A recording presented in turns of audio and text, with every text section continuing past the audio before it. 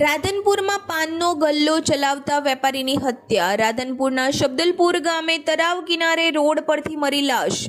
રાધનપુર નાગોરીવાસમાં રહેતા 45 વર્ષીય સલીમભાઈ ગાંચીની હત્યા. મૃતક સલીમભાઈ ગાંચી મીરા દરવાજા પાસે પાનનો ગલ્લો ચલાવતા હતા. મૃતકને માથામાં તીક્ષ્ણ હથિયારના ઘા મારી હત્યા કરાઈ. ઘટનાની જાણ થતાં રાધનપુર પોલીસની ટીમ તાત્કાલિક ઘટના સ્થળે પહોંચી તપાસ હાથ ધરી. એસપી, ડીવાયએસપી, પીઆઈ સહિતના પોલીસ અધિકારીઓએ ઘટના સ્થળની લીધી મુલાકાત.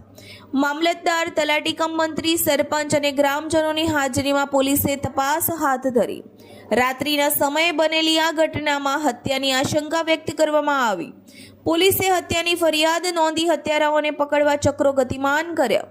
હત્યા પાછળના કારણો અને આરોપીઓની ધરપકડ કરવા માટે પોલીસે તપાસ તેજ બનાવી. અહેવાલ Jantibhai Thakkar, DT news live 24, Shihori, Kankrej.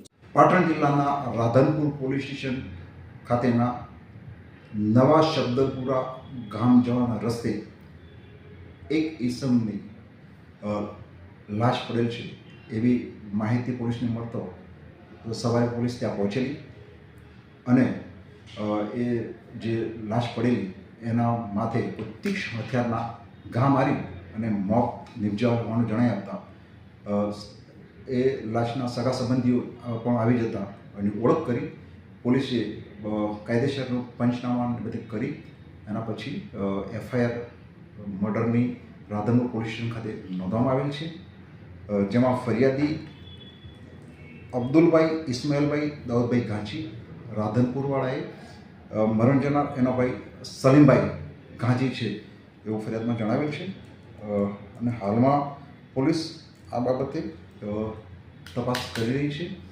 મરણ જનારના માથે તીક્ષ્ણ હથિયારના ઘા મારી અને મોત નિપજાવેલ છે. કેટલા આરોપી હાલમાં એને ફક્ત શંકા દર્શાવે છે પંકજ ડાંગરે કરીને, જેની પણ પોલીસ હાલમાં તપાસ કરી રહી છે.